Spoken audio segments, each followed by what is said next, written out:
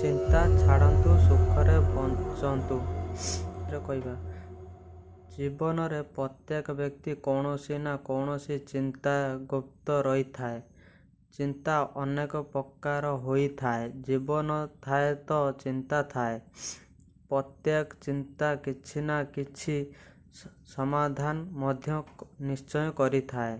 କିନ୍ତୁ ଆମେ ନିଜର ସମସ୍ୟାରେ ଏତେ ବୁଡ଼ି ଥାଉ ଯେ ଚିନ୍ତା କରି କରି ଆମେ ବ୍ୟସ୍ତ ହୋଇ ପଡ଼ୁ। ଚିନ୍ତା ସବୁଠାରୁ ଖରାପ ପ୍ରଭାବ ଏହା ଯେ ଏହା ଆମର ଏକାଗ୍ରତା ଶକ୍ତିକୁ ସମାପ୍ତ କରିଥାଏ ଏବଂ ସୁସ୍ଥ ମନୁଷ୍ୟକୁ ରୋଗୀ କରିଥାଏ। ଆଳସ୍ୟ କରିଥାଏ।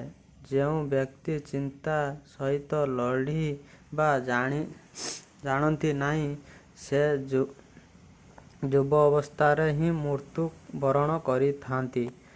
ଯଦି ଆପଣ ଚିନ୍ତା ରୂପ କ୍ୟାନ୍ସର ରୋଗରୁ ରକ୍ଷା ପାଇବାକୁ ଚାହୁଁଥାନ୍ତି, ତେବେ ଏହି ପୁସ୍ତକକୁ ନିଶ୍ଚୟ ପଢ଼ନ୍ତୁ।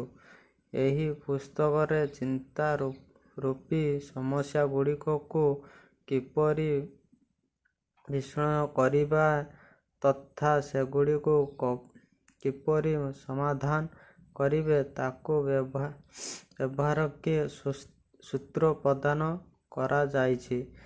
ଏଗୁଡ଼ିକୁ ଉପଯୋଗ କରି ଆପଣ ଚିନ୍ତା ଉପରେ ବିଜୟ ଲାଭ କରିବା ସହିତ ଆନନ୍ଦିତ ଓ ସୁସ୍ଥ ରହିବା ଶାନ୍ତିପୂର୍ବକ ଜୀବନ ଜୀଇ ପାରିବେ। ଏହି ପୁସ୍ତକକୁ ପଢ଼ନ୍ତୁ,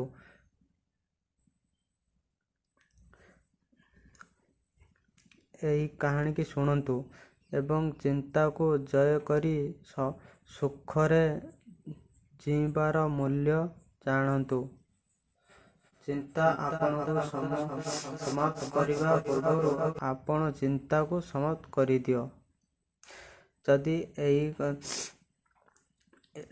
ଷ୍ଟୋରିଟି ଭଲ ଲାଗିଲା ତ ଆପଣ ଲାଇକ୍ ସବସ୍କ୍ରାଇବ୍ ନିଶ୍ଚୟ କରନ୍ତୁ।